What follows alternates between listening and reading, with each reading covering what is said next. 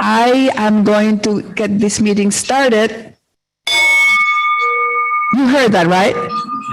Okay, you heard that too on Zoom?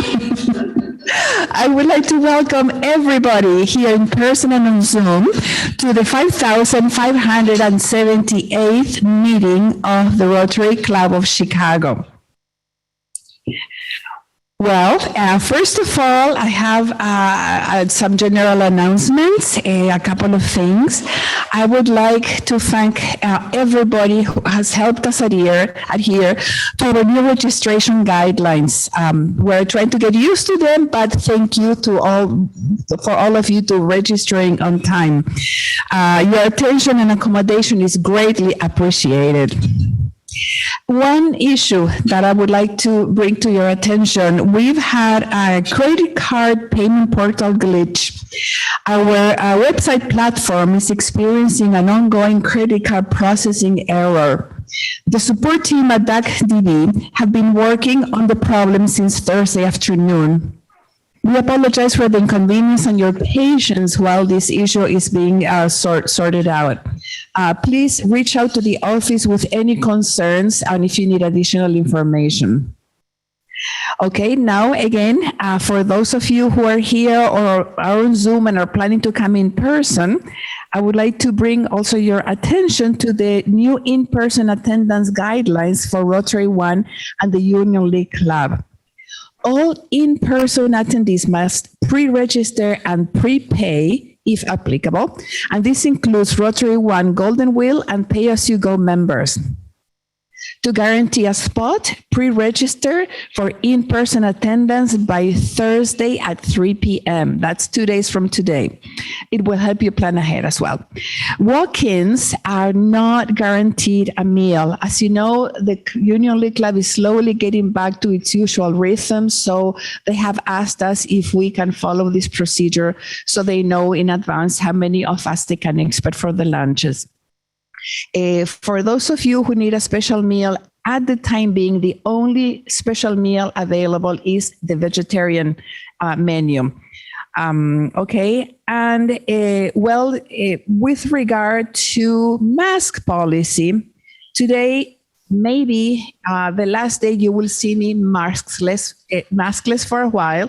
Many of you have heard in the radio or on TV this morning the incoming CDC announcement that even vaccinated people, besides non-vaccinated, will need to wear masks in indoor spaces. As far as we know, the Union League Club has not expressed any new guidelines, but I think here, my job as president is to make sure that you feel comfortable and protected in this environment. So we may be whispering to each other next week, but please, I ask you, feel comfortable bringing a mask because we may be going back to that situation. As you all know, the Delta variant is highly contagious, and not only we have to take care of ourselves, but the masks help us take care of others. Okay, and I know in Rotary, it's obvious that's what we do. That's why we are Rotarians. So, let's be flexible. Okay. And I would like to welcome everybody that is on the Zoom call as well. Would like to tell you about the format of the questions we are going to have. We are going to take questions at the end of the speaker's remarks, and we ask you, Zoomers, to ask one question per guest and keep them succinct or short. And the same goes to all of you who are here at the club having lunch with us. Okay. What else? As I said, ideally, it should be one question per person. All right, and now I would like to introduce you to bring to the podium David Hirsch, who is together with Don Gardner. They are co-chairing our programs committee and who has very kindly brought our speaker to be part of our meeting today. So David, the floor is yours.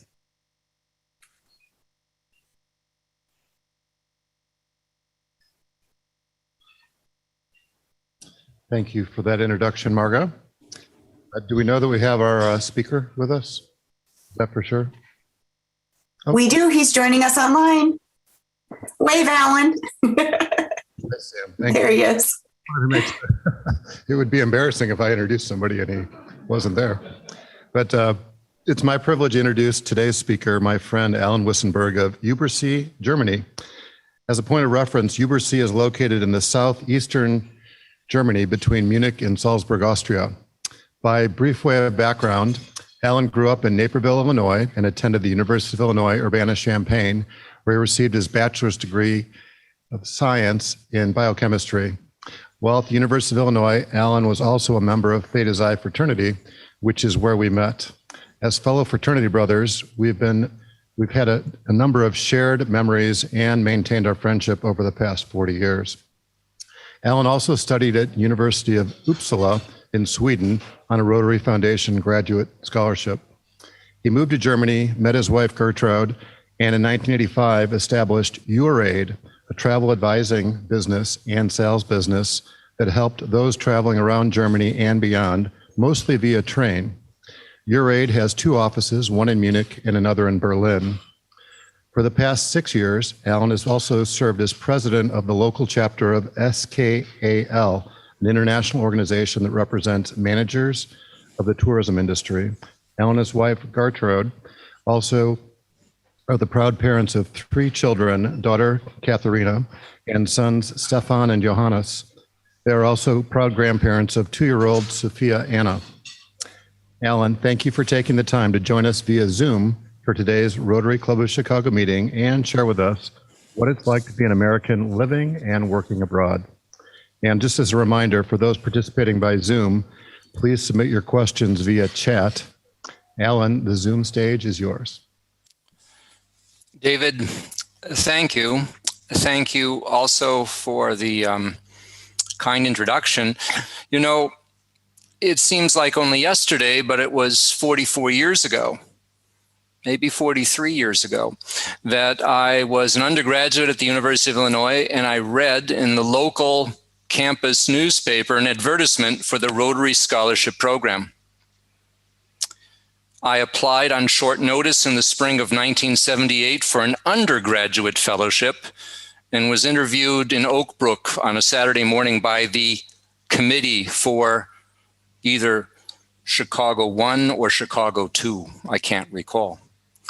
Although I was turned down after that final interview, the committee chairman called me that evening and urged me to reapply the following year when I would qualify for a graduate stipend. That was a very kind gesture on his part, and I want to thank all the Rotarians who volunteer to work on such committees for their efforts. That's not something that necessarily gets a lot of praise, but I saw how that was done. So looking back, what impressed them? What do I remember about the years at the U of I and the year in Sweden, and how did those experiences lead me to starting and operating a business in Germany? I'll come back to those questions if you're interested, but I want to speak today about the challenges of the business environment in Europe, and especially in Germany, how I've approached it, and maybe provide some feedback for those who deal with the German market now or are considering dealing with the European Union market as it's developed. I remember coming back after my year in Sweden in the summer of '81, and it was expected then, I imagine it is now, that Rotary scholars return and share some of their overseas experiences in short talks with Rotary clubs. So for the 5,578th meeting of the Chicago Club, I still take that responsibility seriously. I think what I have never forgotten were the comments of a professor in Sweden who noted my interest not only in science, the side that I call biochemistry, but also in transportation and how not enzymes move, but people move. And I never forgot what he said to me, and I translate it as, try whatever you want to before you turn 27, because it gets much harder after that. So armed with fluency in American English, modern Swedish, and rusty German that I had stopped learning about 7 years before that, I returned to Europe in the summer of '82 and considered how I could combine what I knew with what I wanted to do before I turned 27. Now, the differences between the Germany of mid-1982 and the Germany or Central Europe of today are striking. I made an effort to listen to the webinar that was offered to the club at the beginning of June by a former diplomat, J.D. Bindenagel, and I found his comments very interesting. If I could merely point out from about the 48th minute of that webinar, for the following 4 or 5 minutes, if you just want to get his perspective and where I agree with him on 99% of what he said, it's from the 48th to the 53rd minute. And the phrase that I wrote down for talking today is, he was talking about America and its relationship with a country like Germany. And he says, we are so similar. We think we are the same. And that is deadly.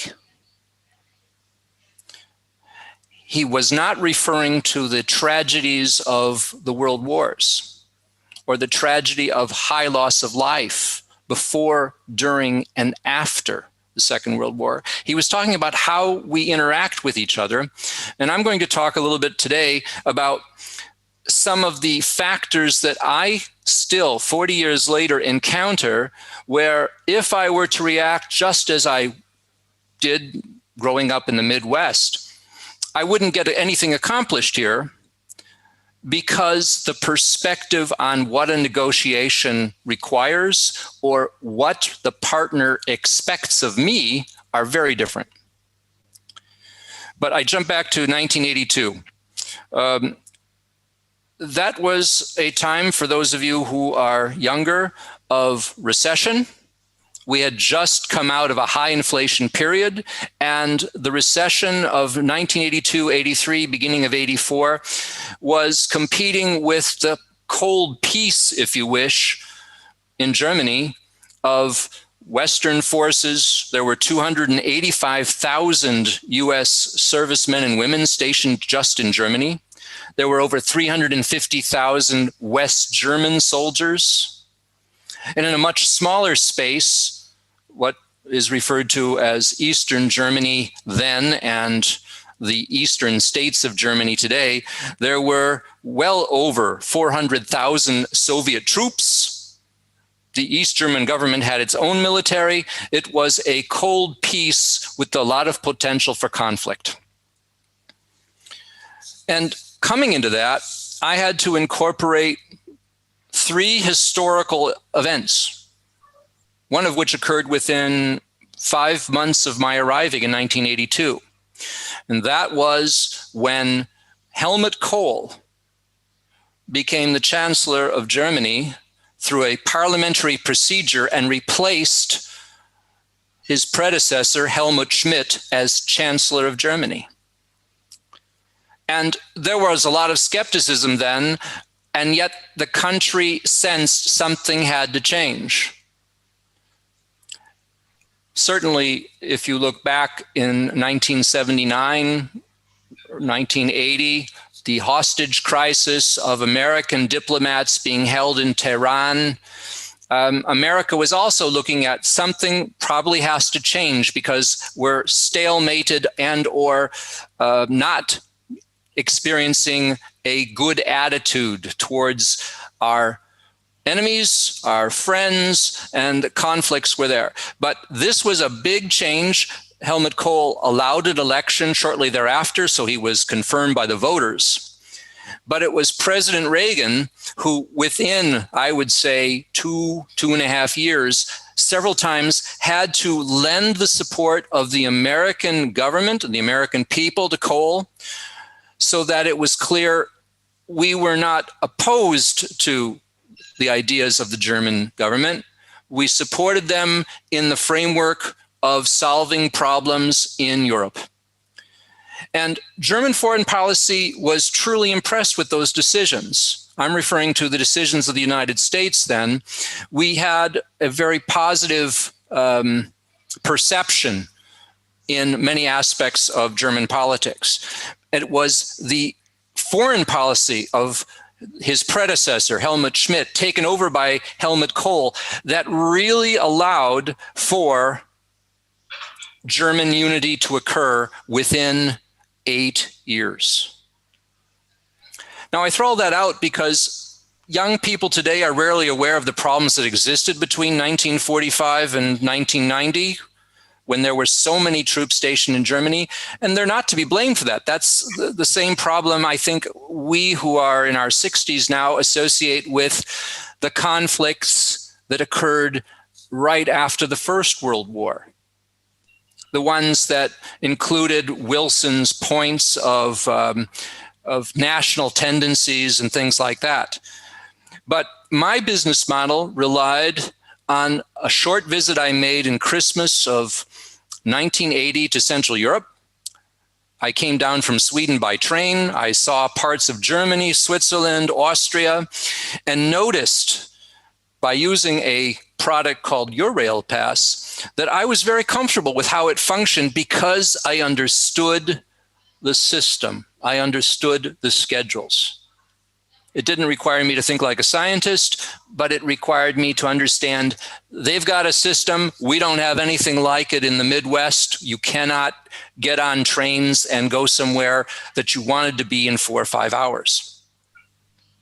And at the same time, I was meeting as I traveled all the people who visiting Europe using such products wasted a lot of time, wasted a lot of money because the system was not something they were practiced with. And I noted that long before I returned to the States. And I noted that the one thing I had done in my academic and professional life up to that point was do the science. The comments of that professor said, if you're going to turn 27 down the road, try the other things that interest you because it gets harder. And so that's what I did. I came back and I looked from 1982 to 1985 at the steps that would allow someone in this unbelievably unique environment to enter the German working force, not as an employee, but as an employer, and do something that was different. How different? Well, I think it's fair to say for those who are German speakers in the crowd today and or have spent time in the German language area, be it Austria, be it Switzerland, be it the neighboring countries where a lot of people do speak some German. It's really interesting how we think about things. We English speakers rarely create a sentence using a double negative to describe something. And yet in the German language, it's done all the time. Example, I say to you, everything is possible. The German phrase, nichts ist unmöglich, means nothing is impossible. Now, at the end, we're trying to say the same thing, but one of us was extremely optimistic in the choice of words, and the other is just as optimistic, but it didn't sound like it to the one who was very optimistic. And I experienced that again and again and again. So when I sat down and thought, what could I do? What could I offer? Where should I be based? I had a feeling that Scandinavia wasn't going to work for that. The fluency in English being much higher back then. The fluency in German-speaking, French-speaking, Italian-speaking, Spanish-speaking countries for a second language called English was much lower. And what I wanted to do was increase the efficiency of the people offering services with their customers who didn't speak the language of the country at hand. And I chose Germany. I could have chosen Switzerland. I could have chosen Austria. But remember, the Iron Curtain, or the inhibition of motion, really went and made a country like Austria and its capital Vienna on the edge of the divide between East and West. Berlin was surrounded by the East German states of the DDR, the East German state. So choosing Munich was not, despite what David will tell you, it was not because of the Oktoberfest, and it was not because of the beer. It was recognizing that was an important jumping point for those who came from the north and were heading south, those who were coming from Paris and heading on to, let's say, Italy after a visit to Munich, those who came from Vienna overnight. At the time I started my business, Munich had 17 or 18 overnight train services departing every night for destinations. And I had to find a way to make a business that brought things together in an unusual way. There was no one step I could take. So looking back, the most important decision was hiring my mother as a general manager for North America and hiring a young man to work as her assistant who is now and lived the last 38 years in Japan. But at the time, we offered a service that I had noticed was missing in the Central European market, and that was the ability of people who traveled, there were no cell phones back then, and couldn't keep in touch with loved ones at home, and the loved ones at home had no way of leaving messages for them. The occasional postcard came much later. So what we did is we sparked a solution. We called it Overseas Access, and through an office number in Munich and an office number in Illinois, people could leave messages and pick up those messages whenever the office in Munich was open. It was essentially a precursor, if you wish, to callback telephone systems, then email, then SMSs and WhatsApp today. But I had to have something to explain to Germans that I was going to do. And for those of you who have lived in Germany, it was very important that I could explain what I did. I say that in the context of I got married, and on my wedding license, it says I am a chemist. My in-laws who have passed on were so happy that I was teaching in chemistry at a university in Germany.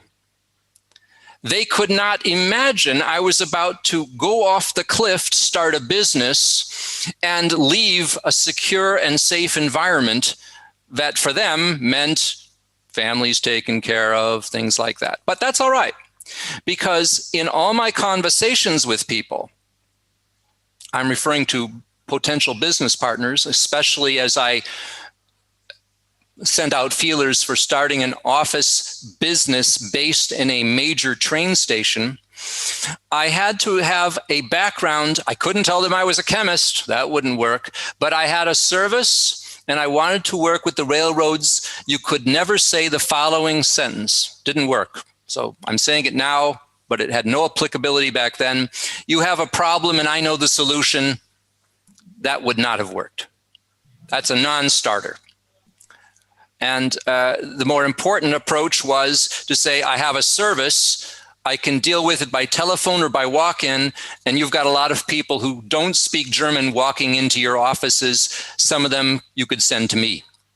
And I don't have to charge you anything to do that. I was very idealistic, but more importantly, I was dealing with people who wanted to do only one thing. They wanted to hear I was going to do something that was already done in the train station, and they would be able to say, nope, we already got that. Maybe that's true in other countries, in other civilizations, other societies as well. But slowly but surely, I was able to find, in less than 2 months, the company was founded in February of 1985, and by April of 1985, I had an office in the Munich train station.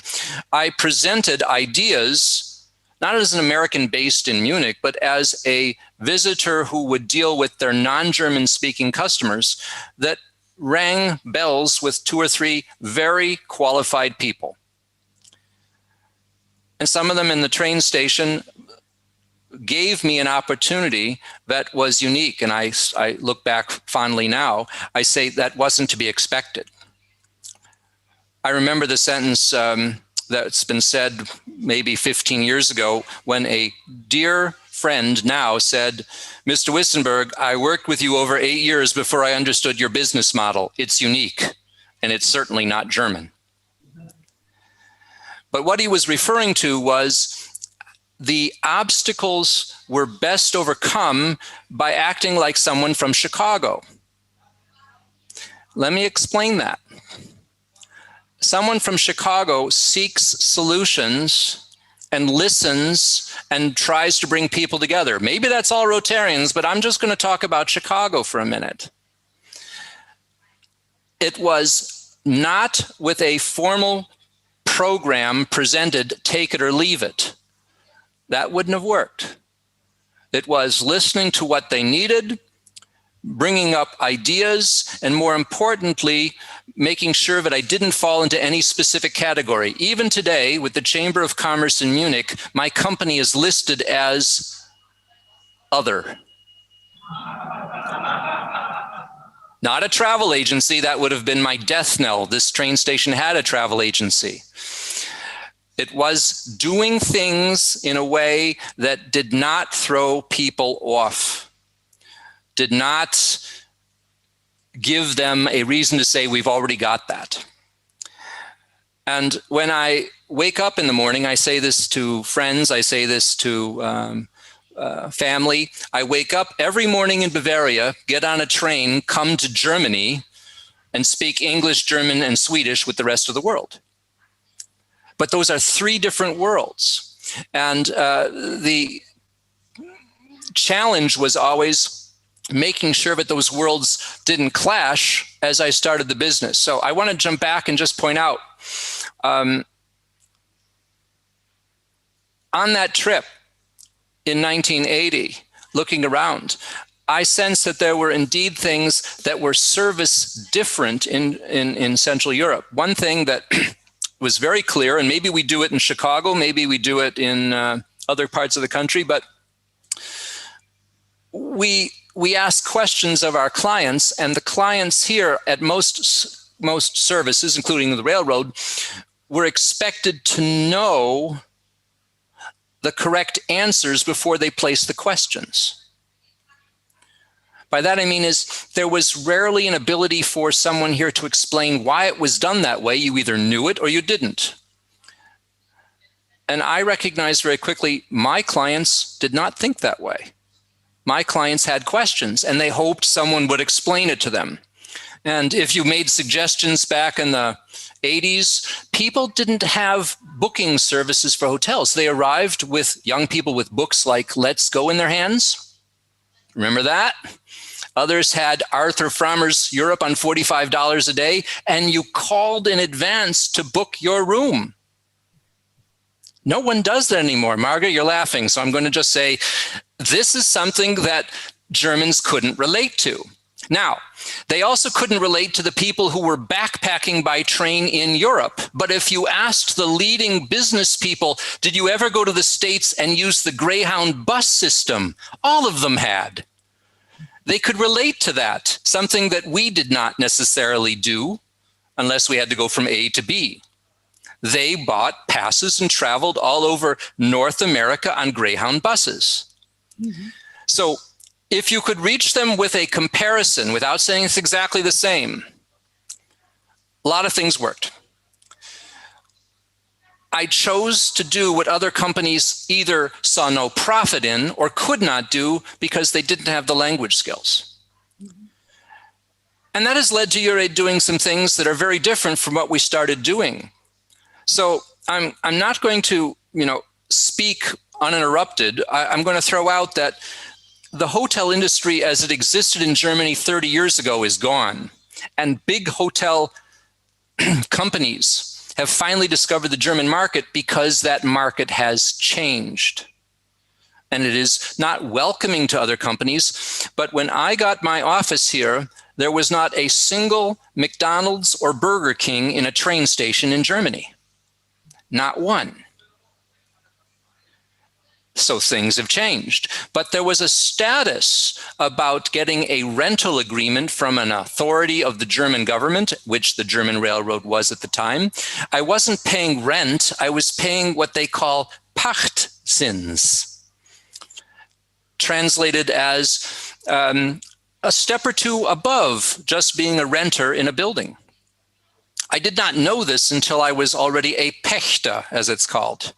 But these were the small things that made discussions with people. You want a loan? Well, you're a Pächter, and the bank was interested. I do recall that at one point, though, I needed to have a letter of credit. A letter of credit in Germany, and maybe for 10,000 marks. Today, a little over 5,000 euros for some partner who wanted to make sure that if I went bankrupt, and many companies do go bankrupt, that he'd have his money. So I went to the bank and explained what I needed, and a very kind man said, well, Mr. Wissenberg, we can give you that letter of credit if we can have a lien on your home. We're talking $5,000 back then, no more. And so the next day I brought the 10,000 marks, put it on his table and said, here's the 10,000 marks, you put that in an account, but don't ever ask me for a lien on my home again. Never did. So there are different rules for how things work. And in Germany, they worked differently then than they do now. But I have adjusted to the services of my company from offering a telephone service to answering the questions of the travelers to get around by train. So I can jump back and say, I'm ready for the first slide. If Shelby, you'd put that up. Crane Chicago Business, when travel threatens your marriage, this guy can help. And a reporter from Chicago, Crane Chicago Business, visited my office in its 11th year. We were not yet selling tickets of the German Railroad, but we were answering all the questions. And it was a very kind article. He sat there for about 2 hours and said, what you're doing, no one else is doing in Europe. And I smiled and said, yes, but the German Railroad and I have only agreed on one place. They pay me to take care of their clients. Ideally, I would be in the capital, in Berlin.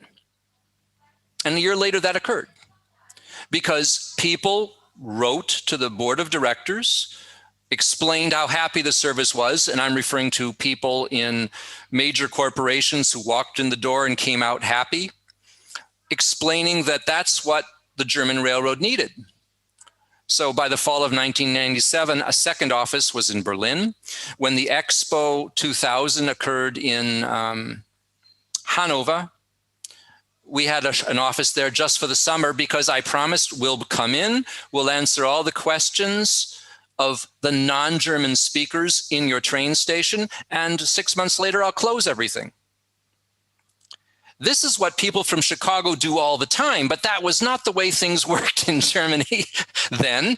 And I would be so bold to say they work differently now here, but I was often asked to do things that no one else wanted to do.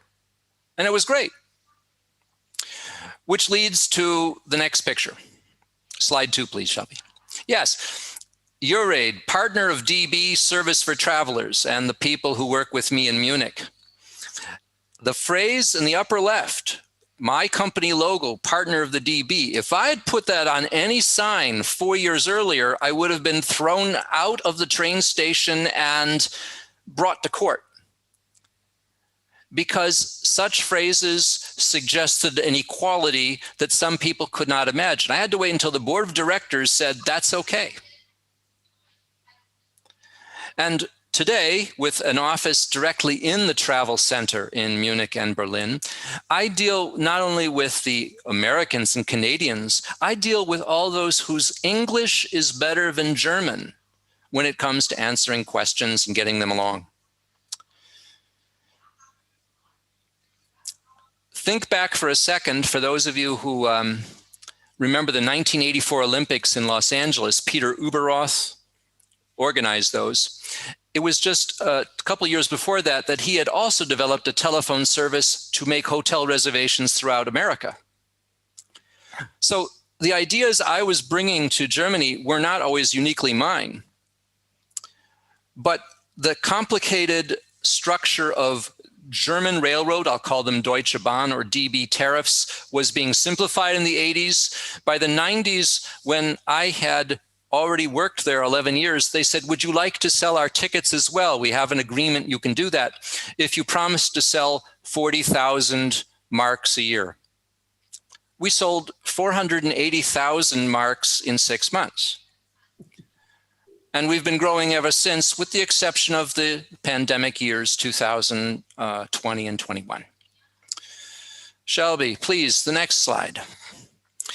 Even before we opened an office in Korea, we were known for helping partners like Rick Steves, based in Edmonds, Washington, and his clients by offering prices for the total trip by train that they could not get from other companies. I think the most important partner was not Rick Steves, but it was the idea that American companies, often with German managers, were looking for someone like EurAide, able to help them with their customers once they got to Europe. We are not American Express. We're very small. But we partnered with companies, including DER Tour, based in Des Plaines and Rosemont in the 90s and I'd say the 15 years thereafter. Jump to the next picture, please. Yes. I have always been a fan of bringing people together and traveling by train or bus. I don't want to travel with them for weeks on end. I keep thinking of the Suzanne Plachette movie, if it's Tuesday, this must be Belgium. But having fun with people for a day includes the picture you see there. My company has supported the Romantic Road bus program, where we registered them for using the bus in the 90s. And 2 years ago, my company started transporting the people from Frankfurt through Rothenburg ob der Tauber down to Munich in the summer months. It was the willingness to try such things. We are not going to become a huge corporation, but the innovation that we offered always gets positive responses. Letters are sent to the board of directors making them happy. Go to the last picture. In 2004, a young woman to the right walked into my office in Munich, and within 3 days, we agreed she was going to open an office of EurAide in Korea. And that is me holding a picture of the first ticket ever printed in Korea directly from the German Bahn Railroad system in 2009. It's that kind of idea, okay, that I look back and say, all those experiences made the huge difference between what I would have been without a Rotary Foundation graduate fellowship and with a Rotary Foundation graduate fellowship. I've had a wonderful 37 years of being the president of my own company. And I can only look at you all, thank you tremendously for the opportunity to have been overseas a year, and everything that has happened since then is just icing on the cake. Thank you so much.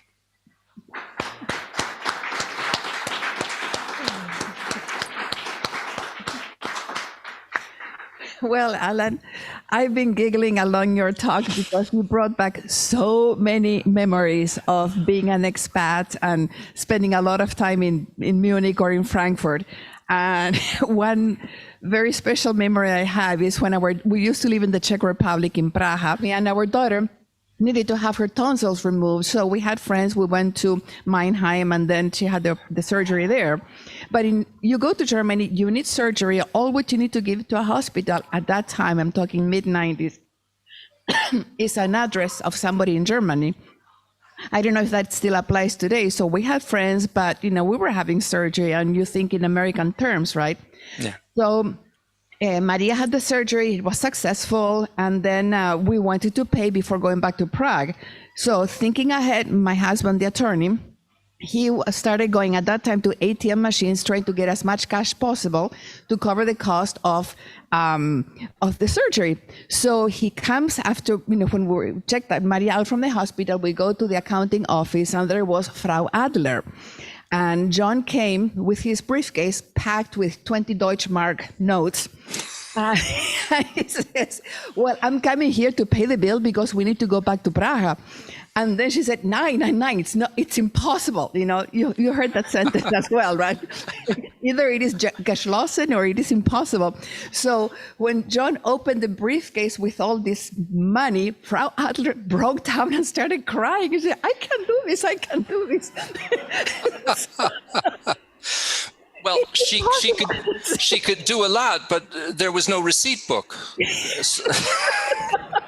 So, although I must say that, I love Germany because we have so many friends there, and also some good friends at the train.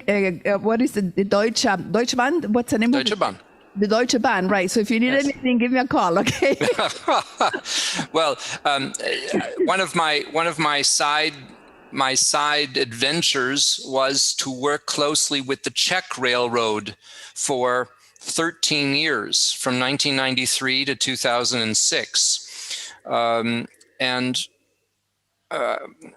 could relate so many stories, but in 1990, before the fusion of East and West, and celebrated on October 3rd each year, there was a 9-month period where the two countries were constantly reevaluating how things would work. But there was tremendous interest by young people, especially, to just get on a train and see Dresden or see Leipzig or see Berlin.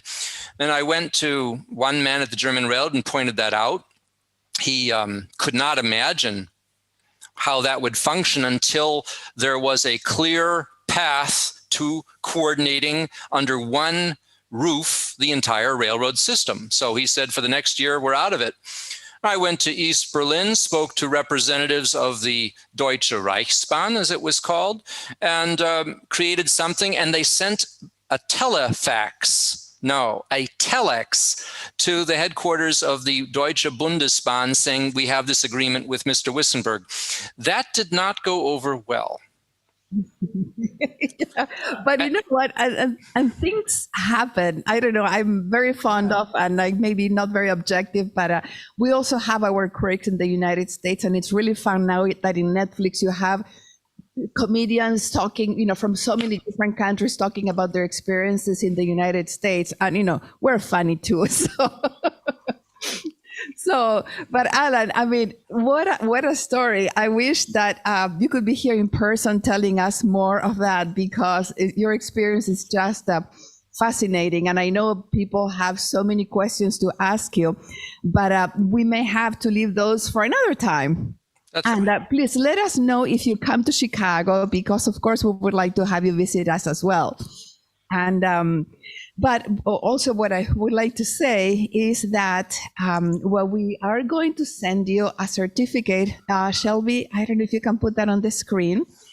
Thanking you and thanking David for coming, participating in our meeting as a Zoom guest. And really congratulations, because it takes patience and perseverance and a great deal of humor to sort out all the geschlossens or the impossibles. Yes. Okay, well, what we do now in our meeting is that we have guests who are here present with us, and also guests that are participating in our Zoom call. So I would like you to invite our guests from Rotarians from other parts of the country to stand up and say hello, tell me your name, and what club you belong to. And okay. Hi, my name is Gary Nordbrock, and I'm currently from Naples, Florida. I spent 60 years in the Homewood-Flossmoor area. I've been president of the Homewood Rotary Club for a couple of times, and visiting my daughter in Chicago, and I wanted to come here today especially to visit Chicago One. Thank you for. It's great to have you. Thank So you very much.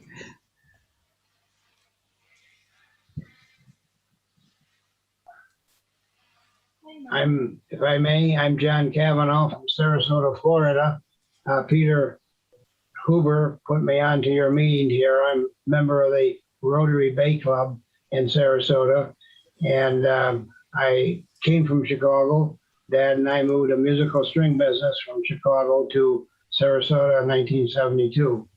And anyways, thank you very much for the invite, and I enjoyed listening to our speaker. thank you so much for being with us, John. Maria. Hi, my name is Maria Lowe, and I'm the Executive Director at the Swedish American Chamber of Commerce here in Chicago. And I'm just here visiting as a guest today, and I'm very pleased to have all these nice, met all these nice people, and thank you so much for inviting me.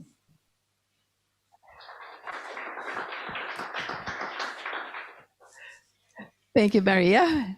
And come back.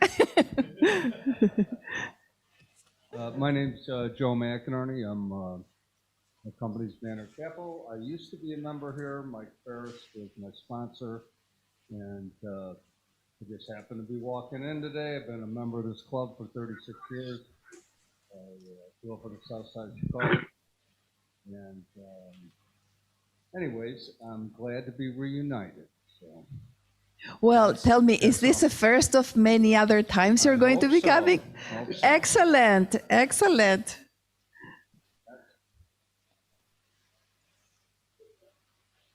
Nancy, your husband? So I brought a guest. So I'm Nancy Couchbrunner, and I'm a relatively new member of Chicago Rotary after being in Rockford Rotary for many years.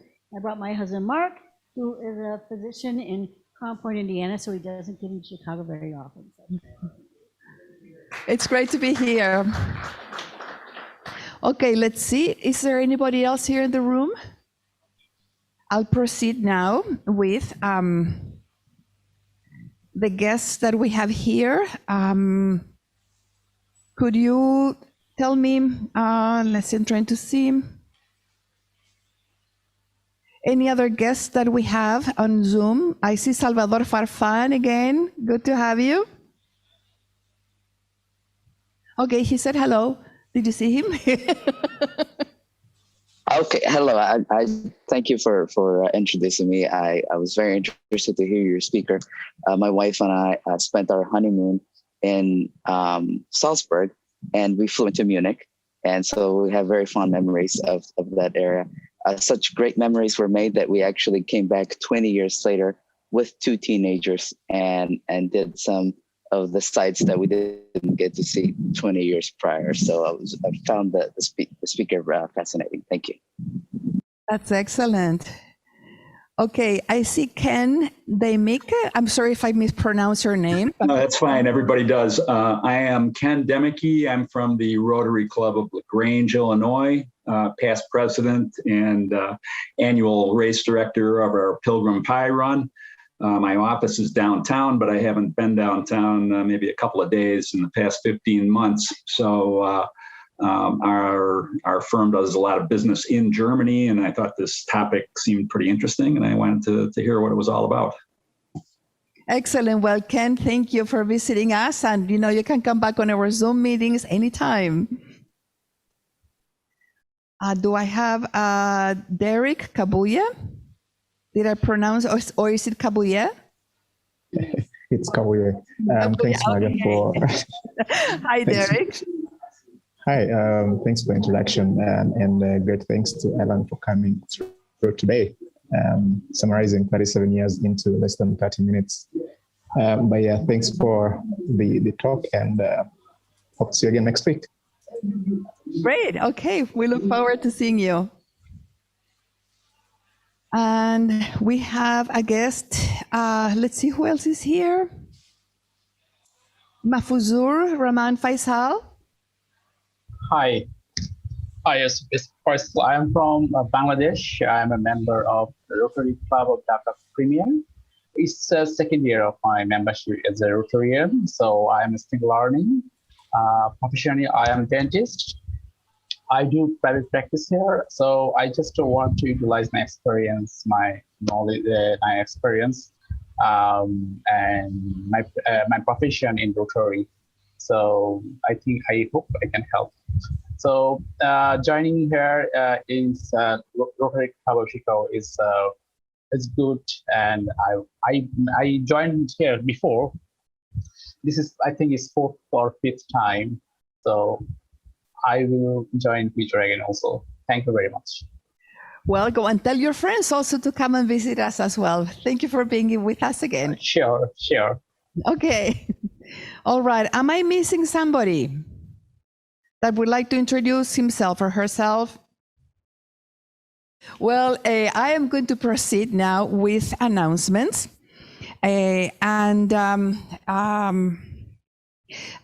First of all, I would like to tell you that our chef member, Alita Williams, who's not present today, is coordinating a speaker series on DEI, diversity, equity, and inclusion.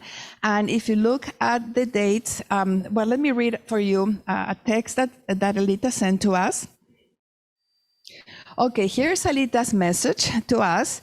The District 6450 is holding a 4-part diversity, equity, and inclusion speaker series starting next Thursday, August 5th at 6 p.m. Please come and be a part of the discussion on the solution. You can register at the District 6450 website. And the other dates of the upcoming webinars are going to be posted also on the district's website. Okay, and also the announcements that we have, this is another reminder, maybe all of you have done it here in the room, but all those members who are on Zoom, please fill in the member survey, because we are using the information you put in to adjust the programs we're going to be carrying on this coming year. All right, and then, so we have about 31 of our members who completed the survey. They have dedicated an entire 15 seconds of their lives to click the 5 questions. So I'm so grateful for your efforts. So I invite all of the other members that are on Zoom, come on, fill it, okay, please? All right, so another volunteer opportunities for the month of August on Friday the 13th.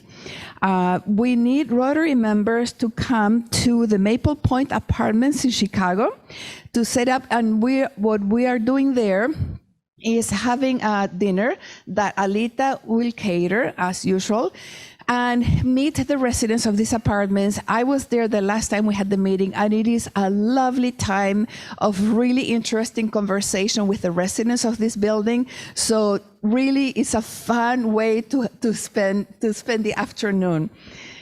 Then about members, okay, you know what? You invite your friends to come over here and bring new ideas. And if you have any suggestions of things you would like to do, I want you to have the best experience of coming to this meeting and really have fun. But the more the merrier we have, and I hope we continue the amazing trend that Eric started in his year with 25 new members to the club. So you know what, we have to at least have 25 new members this year. So tell your friends, because you know this is a good place to be. All right. Another really cool event that is coming up in September is a Zone Institute. And Zone Institutes traditionally are, it's like a conference where those who want to be district governors participate. But in this year, every Rotarian is invited, and they're expecting about 1,000 people. So if you would like to learn more about Rotary, network, if you would like to expand your Rotary experience beyond the club meetings, just go there. It is in Houston. It is in September from the 7th to the 12th, but then you don't have to be there the entire 5 days. The program of events will be coming up soon, so you can go for a weekend and then meet the other 999 Rotarians that are going to be there besides you. So, and again, you know, you will get a better picture of what is the organization that you belong to, because you're sitting here, and maybe you will be able to do things you never thought possible through your Rotary membership. So think about it. When we have more information about the program, we're going to post it here, and hopefully you're going to be able to go and enjoy some lovely hot Houston weather, but they promise there's going to be air conditioning. Okay. And we don't have any reports yet from the Safe Haven walk around that took place. I know Lisa Russ, who coordinated the run for our club, is out of town, but we're going to ask her how it went when she comes back. And again, we're going to be posting a slide with the upcoming committee meetings. As you know, the Rotary year begins on July 1st. So if you don't belong to any committee now, join one, because you're going to get to know more people. You are free to bring your ideas that may end up in a project that you never thought possible you could be involved in. And as always, if you want to network or you need help with a project you're doing, bring it to Rotary and let's see what we can do together. All right, and let's see. So these are the programs for the committees, and the last thing is to say the we have the announcements for the next meeting. Sorry. So just take a look. As you know, the environment is the 7th area of focus that is of Rotary. And we have Jeremy Naylor coming, who's the founder and chief visionary officer of 7th Sea, which is an organization that is into cleaning the oceans. And he has a very interesting social enterprise model to share with us. So he's coming on the 10th of August. And on the 3rd Tuesday, our next Tuesday, which is our evening meeting, it will be only on Zoom, no hybrid. We have another program in the series with the sister cities. This next week is going to be Korea. So we have very interesting guests that are going to be speaking. And with that, I would like to invite you, come on over. Yeah, tell me your name again, I forgot. Derek, okay. What we do is, first of all, put our guests on the spot. No. But then needs to ask you, what we do at the end of each meeting is to read the 4-way test. So if you would like to lead the reading, the microphone is yours. All right. And you can read it from there. The things that we think, say, and do. First. Second. Third. And fourth. Thank you. This. Okay, and with this, I close the meeting. Thank you all.